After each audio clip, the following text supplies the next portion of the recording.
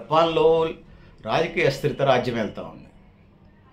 ఏదైతే ఉందో liberal democratic party ఏదైతే ఉందో ఎల్డిపి పార్టీ, షిగేరో ఇషిబా ఆయన ఉద్యోగిత ఉపాధి అవకాశాలు పెంచకపోగా ధరలు పెరగటం వల్ల రాజకీయ అస్థిరతకు దారితీసింది. ఈ క్రమంలో అదే పార్టీకి చెందిన సనే తకాయాచి జపాన్ తొలి మహిళా ప్రధానమంత్రిగా అయ్యే పరిస్థితిని మనం ఈరోజు చూస్తూ ఉన్నాం.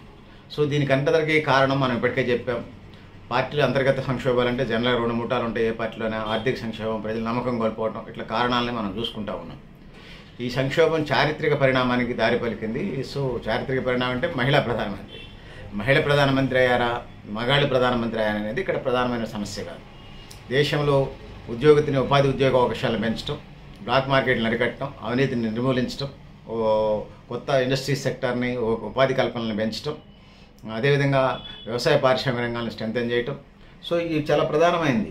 ఉద్యోగ ఉపాధి అవకాశాలు పెంచడంతో పాటు ఆహార స్వయం సమృద్ధి వైపు పాటించడం, అంతర్జాతీయ సంబంధాలను మెరుగుపరుచుకోవటం, ఇట్లా ప్రధానమైనటువంటివి ఉన్నాయి. దేశంలో అవినీతి, బంధుప్రీతి, ఆశ్రిత పక్షపాతం, బ్యూరోక్రటిక్ విధానాలకి చరమగీతం పాడటం, ఇట్లాంటి విధానాలు, ఇలాంటి నిర్ణయాలు తీసుకోవాలి. లేడీ ప్రధానమంత్రి, జంట ప్రధానమంత్రి అనేది ఎజెండా కానే కాదు, కాబోదు కూడా భవిష్యత్తులో కూడా. వీటన్నిటి అధిగమించుతూ ద్వైపాక్షిక సంబంధాలు, వాణిజ్య వ్యాపార సంబంధాలు, అణ్వాయుధ సంబంధాలు, సైన్స్ టెక్నాలజీ సంబంధాలు పరస్పరం మెర్జ్ చేసుకొని దేశాభివృద్ధికి బాటలేసుకోవాలి. ఏ దేశానికి సంబంధించి ఆ దేశం ఆ వైపుకు అడుగులు వేయాల్సిన పరిస్థితి ఉన్నది. సో జపాన్లో అదే ఆ పార్టీలోనే ఎల్డిపి ఏం పార్టీ ఇది, లిబరల్ డెమోక్రటిక్ పార్టీ, ఆ పార్టీలోనే రెండు ముఠాలై ఇప్పుడు ఎవరామె సనే తకాయాచి ప్రధానమంత్రి కాబోతున్న నేపథ్యం మనం చూస్తూ ఉన్నాం. సో గతంలో ఉన్నటువంటి ఆయన ఎవరైతే ఉన్నారో షిగేరో ఇషిబా కానీ, ఇప్పుడు వచ్చినటువంటి సనే తకాయాచి కానీ ఎవరైనా వాళ్ళ కర్తవ్యాలు ఇవి నెరవేర్చాలి. ముఖ్యంగా పాలక వర్గాల్లో చాలా మాఫియాలు తయారవుతుంటాయి. పాలక వర్గాల్లో పైరోకారులు, ల్యాబింగ్ మాస్టర్లు తయారవుతుంటారు. వీళ్ళని అరికట్టి వీళ్ళని కంట్రోల్లో ఉంచి ప్రజలకు ఫలాలు అందేలాగా ప్రయత్నం చేయాలి. లేకపోతే ప్రజల దాకా అందవు. సాక్షాత్తు భారత మాజీ ప్రధానమంత్రి కీర్తిశేషులు రాహుల్ గాంధీ తండ్రి గారు అంటే రాజీవ్ గాంధీ అన్నాడు. ఏమన్నాడు? నేను ఖమ్మంలో ఉన్న ఒక గ్రామానికి ఢిల్లీ నుంచి డబ్బులు ఒక 100 రూపాయలు పంపిస్తే 21 రూపాయలే బాధితులకు చేరుతా ఉన్నాయి అన్నాడు. డబ్బులు ఏమన్నా ఐస్ గడ్డ ఢిల్లీ నుంచి ఖమ్మం నుంచి ఖమ్మం పక్కన గ్రామం వచ్చేసరికి కరిగిపోవడానికి. అవినీతి ఎక్కువైపోయి, బంధుప్రీతి ఎక్కువైపోయి, ఆశ్రిత పక్షపాతం ఎక్కువై, బ్యూరోక్రటిక్ విధానాల వల్ల ఈ పరిస్థితులన్నీ జరుగుతూ ఉన్నాయి. వీటిని అధిగమించి ముందుకు పోవాల్సిన అవసరం అయితే ఉన్నదనేది తెలియజేసుకుంటా ఉన్నాను పెద్దలారా, మిత్రులారా. కానీ జపాను ఇట్లాంటి పరిస్థితులు కొట్టుమిట్టాడుతుంది. ఇప్పటికే మనం నేపాల్లో చూసుకుంటే మావోయిస్టుల నుంచి కమ్యూనిస్ట్ పార్టీ చేతులు వచ్చింది. వీళ్ళు సేమ్ టు సేమ్ అనేది మనకు అర్థమైంది కదా, దొందులాగానే ఉంది. ఇప్పుడు చెప్పినటువంటి అవినీతి, బంధుప్రీతి, ఆశ్రిత పక్షపాతం, దేశాన్ని సరిగా నడిపించలేకపోవటం, దౌత్య సంబంధాలు, ఇతర దేశాలు వాణిజ్య వ్యాపార సంబంధాలు, దౌత్య సంబంధాలు, రిలేషన్స్ మెయింటైన్ చేయకపోవటం, వ్యవసాయ పారిశ్రామిక రంగాలను అభివృద్ధి చేయకపోవటం. సో అవినీతి పెచ్చిమీరిపోయి నాయకత్వం భోగలాల్సాలు ఉంటే ప్రజలు పేదరికంలో మగ్గితే తిరుగుబాట్లు సహజంగా వస్తాయి. అది నేపాల్లో జరిగింది. శ్రీలంకలో కూడా ప్రభుత్వంపై కమ్యూనిస్టులు కప్పచెప్పిన వీళ్ళు కూడా ఆతాన మొక్కలాగానే తయారయ్యారు. ఇది అన్ని దేశాలకు ఇదే పరిస్థితులు కనపడతా ఉన్నాయి. మనం ఇప్పటికే చెప్పినట్టుగా అటు బంగ్లాదేశ్ కానీ, ఆఫ్ఘనిస్తాన్ కానీ, లేకపోతే నేపాల్ కానీ, శ్రీలంక కానీ, ఇట్లా చూసుకుంటే అన్ని దేశాలకు సంబంధించి ఈ పరిస్థితులు ఉన్నట్టుగా మనకు కనిపిస్తూ ఉన్నాయి. ఇంకా చెప్పాల్సి వస్తే పాకిస్తాన్ కానీ, మయన్మార్ అంటే బర్మా కానీ, ఈ దేశాల్లో ఇదే కారణం.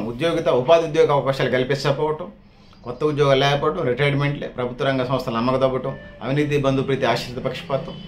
సో వ్యవసాయ పారిశ్రామికాలను అభివృద్ధి చేయకపోవటం, ఉన్నటువంటి పంటలకి గిట్టుబాటు ధరలు కల్పించకపోవటం, ఎక్స్పోర్ట్ పాలసీ లేకపోవడం, దేశానికి అవసరమైనటువంటి దిగుమతిని చేసుకోవడానికి విదేశీ మార్గదర్శకాలు పెంచుకోవడం కోసం ప్రయత్నం చేయకపోవటం.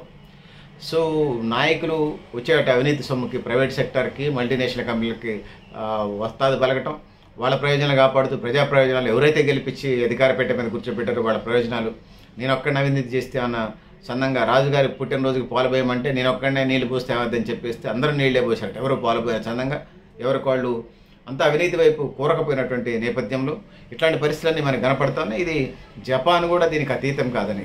రెండవ ప్రపంచ యుద్ధం జరిగిన తర్వాత జపాన్కి సంబంధించి కాలగర్భంలో కలిసిపోయిందనే నేపథ్యంలో వాళ్ళు 8 గంటల దగ్గర 10 గంటలు పనిచేసి, 10 గంటల దగ్గర 12 గంటలు పనిచేసి దేశాన్ని అభివృద్ధి బాటలో వేసినటువంటి జపాన్ ఈరోజు రాజకీయ అస్థిరత, రాజకీయాలు ఎక్కువైపోయినాయి. సో కాలగర్భంలో కలిసిపోయింది అనుకుంటా జపాన్ టాప్ 5 వరల్డ్ ఎకానమీలో టాప్ 5 ఆర్థిక వ్యవస్థలో ఎకానమీలో పేరుగాంచిందంటే అనేక ఉన్నాయి. సో రాజకీయ అస్థిరతలు ఆర్థిక సుస్థిరతని దెబ్బతీస్తున్న పరిస్థితిని మనం చూస్తా ఉన్నాం. దీనివల్లనే కాకుండా విధి విధానాలు ఏదైతే ఉన్నాయో దేశాభివృద్ధికి సంబంధించిన విధి విధానాల పట్ల కఠినంగా అమలు చేసి నిర్ణయాలు తీసుకుని ముందుకు పోవాల్సిన అవసరం ఉంది. కానీ ఆ పరిస్థితి లేనటువంటి పరిస్థితిని మనం చూస్తూ ఉన్నాం. అందువల్లనే జపాన్లో ఎవరైతే ఉన్నారో ఎవరైనా షిగేరు ఇషిబాపై సనే తకాయిచి వచ్చినా ఎవరు చేసినా ఆయన పోయినా ఏమొచ్చినా ఏమేమి ఉంటుందా, ఏమి తీసుకునే నిర్ణయాలు అమలు చేసే కార్యాచరణ బట్టి ఏమే కంటిన్యూ అవుద్దా, లేకపోతే ప్రభుత్వంపై మళ్ళీ కొత్త పాలకవర్గం మళ్ళీ ఎవరైనా రావడానికి ఆస్కారం ఉంటుంది. ఖచ్చితంగా దేశాన్ని గాడిలో పెట్టి ప్రజలను ముందుకు నడిపించే నాయకత్వం కావాలి. నాట్ ఓన్లీ జపాన్, ప్రపంచంలో ఉన్న ఏ దేశానికైనా ఇది వర్తిస్తుందనేది ఈ సందర్భంగా తెలియజేస్తా ఉన్నాను. ఇక కాబోయే ప్రధానమంత్రి సనే తకాయిచి జపాన్ తొలి మహిళా ప్రధానమంత్రి.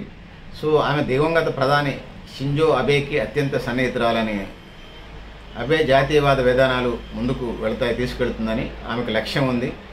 ఆమె సాంప్రదాయవాద అనేది కూడా ముద్ర ఉన్నది. సో ఏ వాదైనా దేశాభివృద్ధికి బాటలో వేయాల్సిందే. జపాన్లో ఎవరైనా ఎక్కువ కాలం ఉండరు ప్రభుత్వం అనేది అర్థమవుతుంది. సనే తకాయిచి కూడా ఆ పరిస్థితిలోకి నెట్టివేయబడుతుంది అనేది మన ముందున్నటువంటి పెద్ద ప్రశ్న. తన స్నేహితుడు ఎవరైతే ఉన్నారో ఎవరైనా దివంగత ప్రధాని షింజో అబే తరహాలోనే ఈ సనే తకాయిచి నిర్ణయాలు తీసుకుంటుందా, జపాన్ ఆర్థిక వ్యవస్థ స్తబ్దత నుంచి బయటికి తీసుకొస్తుందా, యన్ విలువ అంటే జపాన్ కరెన్సీ ఇండియన్ రూపాయలాగా జపాన్ కరెన్సీ యన్ విలువ తగ్గిపోయింది, జీవన వ్యయం పెరిగింది. అబే తరహాలో తకాయిచి ప్రభుత్వం కూడా ప్రభుత్వ వ్యయాన్ని పెంచి ముందుకెళ్తుందా చూడాల్సిన పరిస్థితి. ప్రజలు కోరుకునేది మాత్రం ఎవరు పెంచినా తగ్గించినా ప్రజల జీతాల పెంపు, మెరుగైన జీవన ప్రమాణాలు, ఆ దిశగా ఆమె తీసుకునే చర్యలు ఆమె పాలనకు చాలా క్రియాశీలకంగా మనకి కనిపిస్తామని అనేది ఈ సందర్భంగా నేను తెలియజేస్తాను. ఒకవైపు సంక్షేమం పెరిగింది, పనిచేసే యంగ్స్టర్స్ తగ్గిపోయి వృద్ధ జనాభా పెరిగింది, అదనపు ఖర్చులు. సో జపాన్ ఫస్ట్ నుంచి మనం ఎట్ల పరిస్థితులకు నెట్టేయబడమో మనకు అర్థమవుతా ఉంది. సో ఈ పరిస్థితులన్నింటినీ మనం ఆకలింపు చేసుకోవాలి. దేశంలో ఉన్నటువంటి సవాళ్ల మాదిరిగానే విదేశాంగ విధానం కూడా చాలా కీలకమైనది. భద్రత, బలమైన సైన్యం, అమెరికాతో స్పష్టమైన భాగస్వామ్యం, చైనాపై కఠిన వైఖరి ఇలాంటి కార్యక్రమాలు తీసుకుంటూ ముందుకెళ్లాల్సిన అవసరం అయితే ఉందనే తెలియజేసుకుంటున్నాను.